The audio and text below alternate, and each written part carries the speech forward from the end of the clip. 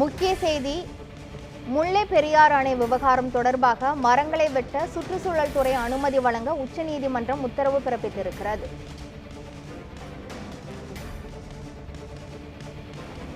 முல்லை பெரியாறு அணை விவகாரம் தொடர்பாக மரங்களை வெட்ட சுற்றுச்சூழல் துறை அனுமதி வழங்க உச்சநீதிமன்றம் உத்தரவு பிறப்பித்திருக்கிறது. இதுகுறித்த மேலும் விவரங்களை வழங்குவதற்காக நமது செய்தியாளர் டார்வின் இணைப்பில் உள்ளார். டார்வின், இது தொடர்பான மேலும் விவரங்கள் என்ன, பதிவு பண்ணுங்க. முல்லை பெரியாறின் அணை பாதுகாப்பு மற்றும் அணை பராமரிப்பது தொடர்பான வழக்கு உச்சநீதிமன்றத்தில் நிலுவையில் இருந்து வருகிறது. இந்த வழக்கானது உச்சநீதிமன்றத்தினுடைய நீதிபதி சூரியகாந்த் தலைமையிலான 3 நீதிபதிகள் அடங்கிய அமர்வில் சிறப்பு விசாரணை என்ற பெயரில் நடத்தி வருகிறது. குறிப்பாக இந்த வழக்கை பொறுத்த வரைக்கும் தமிழ்நாடு அரசு பராமரிப்பு பணிகளை மேற்கொள்வதற்கு ஏதுவாக கேரளா முட்டுக்கட்டையாக இருந்து கொண்டிருக்கின்றது என்பதுதான் குற்றச்சாட்டாக தொடர்ச்சியாக இருந்து கொண்டிருக்கின்றது. குறிப்பாக ஏற்கனவே உச்சநீதிமன்றத்தால் அமைக்கப்பட்ட சூப்பர்வைசரி கமிட்டி என்ற மேற்பார்வை குழுவின் அறிவுறுத்தல் வழங்கியும் கேரளா அதை அமல்படுத்துவதற்கோ இல்லை அதற்கான அனுமதியை வழங்குவதற்கோ மறுத்து வருகிறது என்ற குற்றச்சாட்டை தமிழ்நாடு அரசானது வைத்திருந்தது. அணையை பலப்படுத்தாமல் எந்த ஒரு ஆய்வுகளை மேற்கொள்ளக்கூடாது என்று தொடர்ச்சியாக உச்சநீதிமன்றத்தில் தமிழக அரசானது வலியுறுத்தி வந்திருந்தது. ஆனால் கேரள அரசை பொறுத்த வரைக்கும் புதிய அணை கட்டுவது ஒன்றுதான் இதில் தீர்வாக இருக்க முடியும் என்ற வாதங்களை தான் தொடர்ச்சியாக வைத்து வந்திருந்தார்கள். ஆனால் அதனை உச்சநீதிமன்றம் ஏற்க மறுத்திருந்தது. குறிப்பாக முல்லை பெரியாறு அணையை பொறுத்த வரைக்கும் இத்தனை ஆண்டுகளாக அது நிலைத்து நிற்கிறது. அதற்கான அதை கட்டிய அந்த பொறியாளர்களுக்கு நாம் நன்றி கடன்பட்டிருக்க வேண்டும் என்று ஏற்கனவே உச்சநீதிமன்றமானது தெரிவித்திருந்தது.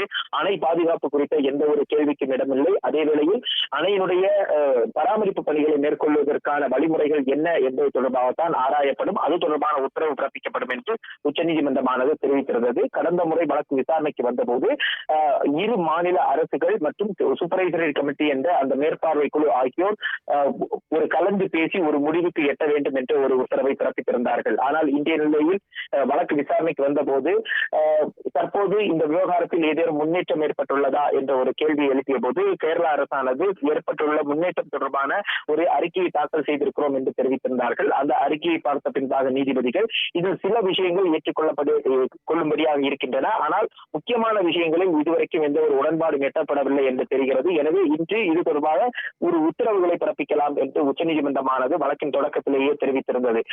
கேரளா மற்றும் தமிழ்நாடு அரசை பொறுத்த வரைக்கும் பரஸ்பரம் குற்றச்சாட்டுகளை வைத்திருந்தார்கள். குறிப்பாக கேரளாவை பொறுத்த வரைக்கும் இந்த பள்ளக்கடவு என்ற ஒரு காட்டுமொழியான அந்த பாதையை செப்பனிடுவதற்கு தமிழக அரசிற்கு அனுமதியை நாங்கள் வழங்கவில்லை என்பதை தமிழக அரசானது சுட்டிக்காட்டிய போது அதில் அந்த சாலையானது காடுகளுக்கு வழியே செல்வதால் அதில் சுற்றுச்சூழல் பாதிப்பு ஏற்படக்கூடிய அந்த ரசாயன பொருட்களை கொண்டு அவர்கள் செப்பனிட்டால் அது மிகுந்த ஒரு தாக்கத்தை ஏற்படுத்தும். எனவே தான் நாங்கள் அதற்கு அனுமதி மறுத்து வருகிறோம் என்று தெரிவித்தனர். அப்போது நீதிபதிகள் அதற்கான ஒரு விடையை நாங்களே கொடுக்கிறோம் என்று தெரிவிக்கும் வகையில் தான் சாலையை கேரளா வந்து செப்பனிட வேண்டும். அதற்கு தமிழக அரசு உடன்பாடு தெரிவித்ததோடு இந்த வழக்கு அந்த செப்பனிடப்பட்டால் அதற்கான செலவை ஏற்கிறோம் என்றும் தெரிவிக்கப்பட்டிருந்தது.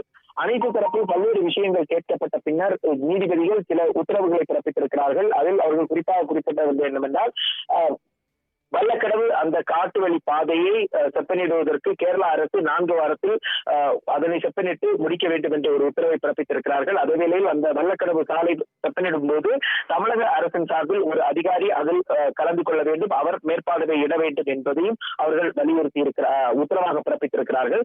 அதே வேளையில் பராமரிப்பு பணியை மேற்கொள்வதற்கு ஏதுவாக இயந்திரங்கள் உள்ளிட்டவற்றை எடுத்து செல்வதற்கு மரங்களை வெட்டுவதற்கான அந்த அனுமதி என்பது சுற்றுச்சூழல் அமைச்சகம் தான் வழங்க வேண்டும் என்று தெரிவிக்கப்பட்டிருக்கிறது. எனவே அது தொடர்பாக ஏற்கனவே தமிழ்நாடு அரசு விண்ணப்பித்திருக்கும் நிலையில் அந்த விண்ணப்பத்தின் மீது உடனடியாக முடிவெடுக்க வேண்டும், 4 வாரத்திற்குள்ளாக முடிவெடுத்து அந்த அனுமதியை வழங்க வேண்டும் என்று உத்தரவை பிறப்பித்திருக்கிறார்கள். மேலும் அணையில் பராமரிப்பு பணியை மேற்கொள்வதற்கு பணியாளர்கள் செல்ல ஏதுவாக கூடுதலாக ஒரு படகை விட வேண்டும் என்று தமிழக அரசு தரப்பில் தொடர்ச்சியாக கோரிக்கை வைக்கப்பட்டிருந்தது. அந்த கோரிக்கை என்பது ஏற்கப்பட்டு தற்போது கேரள அரசு கூடுதலாக ஒரு படகை இயக்குவதற்கான அனுமதியை உடனடியாக வழங்க வேண்டும் என்று ஒரு உத்தரவை பிறப்பித்திருக்கிறார்கள்.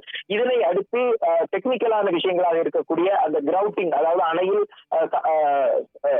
அணையில் அந்த பராமரிப்பு பணிகளை மேற்கொள்வது எவ்வாறு என்பது தொடர்பான இதர எஞ்சிய பிரச்சனைகளை அணை மேற்பார்வை குழு உடனடியாக கூடி 4 வாரத்திற்குள் முடிவெடுத்து அந்த பிரச்சனைகளுக்கு தீர்வு காண வேண்டும் என்று உத்தரவிட்டு வழக்கை தற்போது உச்சநீதிமன்றமானது ஒத்திவைத்திருக்கிறது.